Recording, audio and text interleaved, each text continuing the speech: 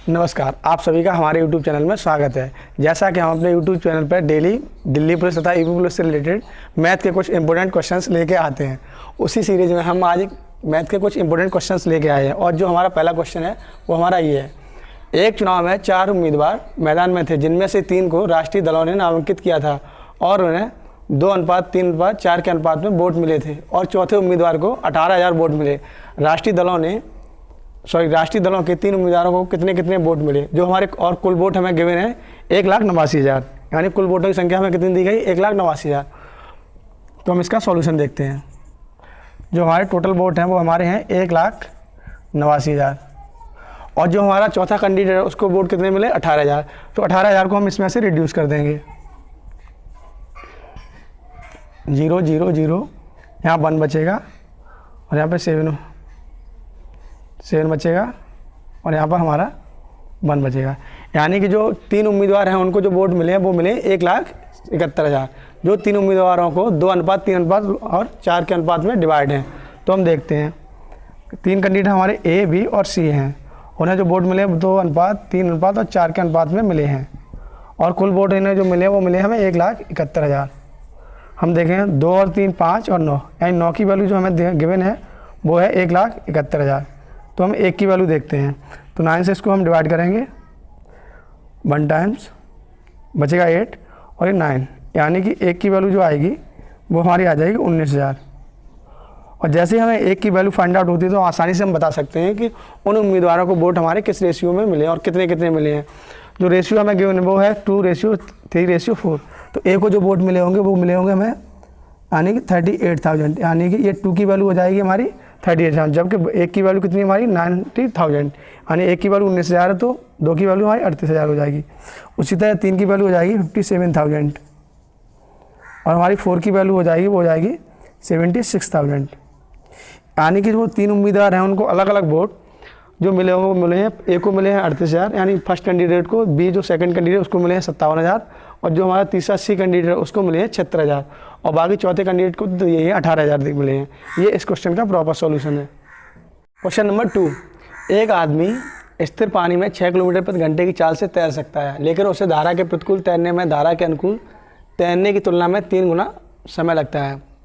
धारा के अनुकूल तैरते समय आदमी की चाल क्या है, और हमें ऑप्शन गिवन है। ए है 3 किलोमीटर प्रति आवर, दूसरा 2 किलोमीटर पर आवर, और सी है 9 किलोमीटर पर आवर, और डी है 6 किलोमीटर पर आवर। इसका हम सॉल्यूशन देखते हैं। मान लेते हैं धारा की जो चाल है वो एस है, तो जब वो धारा के अनुकूल तैरेगा तो उसकी चाल क्या हो जाएगी S+6, और जब वो धारा के प्रतिकूल तैरेगा तो चाल हो जाएगी उसकी 6 - S। क्लियर। अब बोल रहा है धारा के प्रतिकूल जब वो तैरता है तो अनुकूल तैरने की तुलना में 3 गुना अधिक समय लेता है। तो धारा के प्रतिकूल वो इस चाल से तैर रहा है, तो ये चाल जो होगी वो 1/3 होगी इस चाल की। तो इधर हम 3 का मल्टीप्लाई करेंगे तब ये दोनों इक्वल हो जाएंगी। ठीक है ना, क्योंकि S+6 है वो 3 टाइम्स होगी 6 - S के, तभी वो धारा के प्रतिकूल तैरने में जो टाइम लेगा वो 3 गुना लेगा अनुकूल तैरने में। ये इसकी एग्जैक्ट इक्वेशन बनेगी। इसे हम सॉल्व कर देंगे। S+6 = 18 - 3S। तो हम देखेंगे 4S = 12, तो S हमारा आ जाएगा 13, सॉरी S आ जाएगा हमारा 3, यानी कि धारा की चाल है वो 3 किलोमीटर प्रति घंटा है, यानी 3 किलोमीटर पर आवर है धारा की चाल। और हमसे पूछा है धारा के अनुकूल तैरते समय आदमी की चाल क्या है, तो आदमी की शांत जल में चाल हमारी कितनी है 6, और धारा की चाल 3 है, और दोनों ही हमारी ऐड हो जाएंगी। ये चाल होगी धारा के अनुकूल, तो इसका करेक्ट आंसर हो जाएगा हमारा 9 किलोमीटर पर आवर, क्योंकि जो धारा के अनुकूल चाल है वो हमारी S+6 है और S की वैल्यू हमारी 3 निकल के आई है। तो आंसर है हमारा 9 kilometre per hour. Question number 3। 2 उम्मीदवारों के बीच चुनाव में एक को कुल वैध मतों का 40% प्राप्त हुआ और 30% मत अवैध थे। यदि वोटों की कुल संख्या 7500 थी तो दूसरे उम्मीदवार को मिले वैध मतों की संख्या क्या थी। और इसके हमें ऑप्शन गिवन हैं 1540, 3250, 2350 और 3150। इसका हम सॉल्यूशन देखते हैं। जो टोटल हमारे वोट थे वो थे 7500, और जो हमारे वैलिड वोट थे यानी वैलिड जो वोट हैं वो इसका 70% है। तो 7500 का 70% हमें कैलकुलेट करना है। 0 से 0 कैंसिल आउट। ठीक है, तो ये 7 × 35 की 5 और 7 7 49 और 3 52, यानी कि 5250 जो वोट हैं वो हमारे वैलिड हैं। और इन वैलिड वोटों का जो हमारा पहले उम्मीदवार को मिले हैं 40%, तो दूसरे उम्मीदवार को इस बैलेट वोट का मिला होगा 60%। तो यानी जो सेकंड पर्सन है,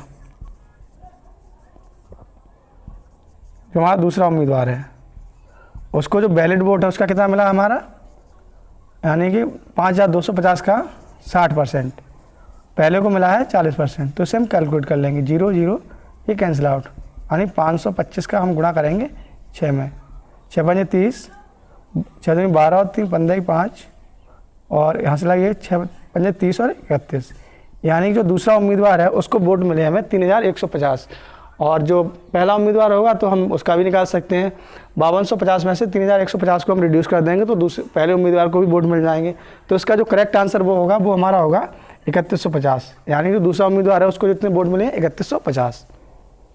क्वेश्चन नंबर 4, एक ट्रेन ए से बी तक 60 किलोमीटर प्रति घंटे की चाल से यात्रा करने में 3 घंटे का समय लेती है। वही ट्रेन 50% बढ़ी हुई चाल के साथ बी से सी तक यात्रा करने में 2 घंटे का समय लेती है। स्थान ए से सी तक ट्रेन की औसत चाल क्या है? और इसके ऑप्शन हमें गिवन है 60 किलोमीटर प्रति घंटा, 90 किलोमीटर प्रति घंटा, 80 किलोमीटर प्रति घंटा और 72 किलोमीटर प्रति घंटा। इसका हम सॉल्यूशन देखते हैं। ट्रेन पहले हमारी ए से बी गई है और फिर बी से ये सी जाती है। ए से बी तक ये जाती है 60 किलोमीटर प्रति घंटे से और समय लेती है 3 घंटे का। तो ऑब्वियसली बात है, जो ए से बी तक की डिस्टेंस आई वो 180 किलोमीटर आई। कैसे? जो दूरी होती है वो 4 गुना समय होती है। चाल हमारी 60 किलोमीटर प्रति घंटा है और 3 घंटे का समय लेती है 180 किलोमीटर। फिर ये बी से सी तक जाती है 2 घंटे में। लेकिन इस केस में क्या है, अब इसकी चाल है वो 50% बढ़ चुकी है। तो यानी 60 तो पहले से थी, वो 50% बढ़ गई, यानी 30 बढ़ चुकी है। तो अब इसकी चाल है 90 किलोमीटर प्रति घंटा बी से सी के लिए। जब 90 किलोमीटर प्रति घंटा और 2 घंटे के लिए चलती है तो ऑब्वियसली बात है बी से सी तक डिस्टेंस हो जाएगी हमारी 180 किलोमीटर। कैसे? ये 2 घंटे का यहाँ पे टाइम लेती है, तो दूरी बराबर होता है चाल गुणा समय। तो यहाँ 180 किलोमीटर और हमारी औसत चाल होती है कुल दूरी बटे कुल समय। औसत चाल होती है हमारी, औसत चाल कुल दूरी बटे कुल समय। अब कुल दूरी हमारी क्या है, ए से बी और बी से सी, हम दोनों दूरियों को ऐड कर लेंगे। तो 180 है, 180 है, यानी 360 बटे कुल समय क्या है, यहाँ पे हमें 3 घंटे लगे हैं और वहाँ पे 2 घंटे लगे, यानी 5 घंटे टोटल समय लगा। अब कैंसिल आउट करेंगे तो 5 7 35 और 5 9 10, यानी 72 किलोमीटर प्रति घंटा। यानी कि जो इस ट्रेन की औसत चाल आएगी वो आएगी 72 किलोमीटर पर आवर, यानी 72 किलोमीटर प्रति घंटा। और ये आसानी से हम कैलकुलेट कर सकते हैं। तो हमारा ऑप्शन जो है वो डी करेक्ट है। नंबर 5, एक कार को पी और क्यू और आर और पी द्वारा क्रम से 12, 15 और 20 दिनों में किया जाता है। पी अकेले कार को पूरा करने में कितना दिन लेगा? हमारे ऑप्शन गिवन है 35 दिन, 25 दिन, 40 दिन और 30 दिन। इसमें क्या है, जो ये हमारे लोग हैं वो कार को पेयर के साथ कर रहे हैं, यानी पहले पी और क्यू साथ में आ रहे हैं, फिर क्यू और आर साथ में आ रहे हैं, उसके बाद आर और पी साथ में आ रहे हैं, और ये क्रम से 12 दिन, 15 दिन और 20 दिन में कार्य कर रहे हैं। तो हमसे पूछा गया पी अकेले उस कार्य को कितने दिन में कर लेगा। तो हम देखते हैं पी प्लस क्यू ये मिलकर कार्य कर रहे हैं और क्यू प्लस आर मिलकर कार्य कर रहे हैं और आर प्लस पी मिलकर कार्य कर रहे हैं। और ये जो कार्य कर रहे हैं वो 12 दिन में कर रहे हैं और ये कर रहे हैं 15 दिन में और ये कर रहे हैं 20 दिन में। ठीक है ना? तो इन तीनों संख्याओं का हम क्या लेंगे, एलसीएम लेंगे, जो हमारा हो जाएगा 60। ये हो जाएगा हमारा कुल कार्य। और पी प्लस क्यू की हम क्षमता देखें वो आ जाएगी हमारी 5, क्योंकि 60 को हम डिवाइड करेंगे 12 से। और ये आ जाएगी क्यू आर की क्षमता 4 और जो हमारा आर और पी के इसकी क्षमता आ जाएगी 3। क्लियर? ये इनकी अलग अलग क्षमता आ जाएगी। अब हमसे पूछा गया पी अकेले कार्य को कितने दिनों में पूरा कर लेगा। तो हमें सबसे पहले पी की क्षमता निकालनी होगी, यानी पी के कार्य करने की क्षमता क्या है। देखते हो हम कैसे निकालते हैं। अगर हम देखें तो इन सबको जब ऐड करेंगे तो ये हो जाएगा 2p plus q plus are, यानी और ये क्षमताओं का जो समय वो कितना हो जाएगा हमारा 12। तो यहाँ से p plus q plus r की जो क्षमता आएगी वो आ जाएगी 6, यानी तीनों की मिला के जो क्षमता है वो 6 है। और हमें p की निकालनी है और क्यू आर की हमें पता है कितनी है 4। तो यहाँ पे क्यू आर की वैल्यू हम पुट कर देंगे तो p प्लस 4 इक्वल टू 6।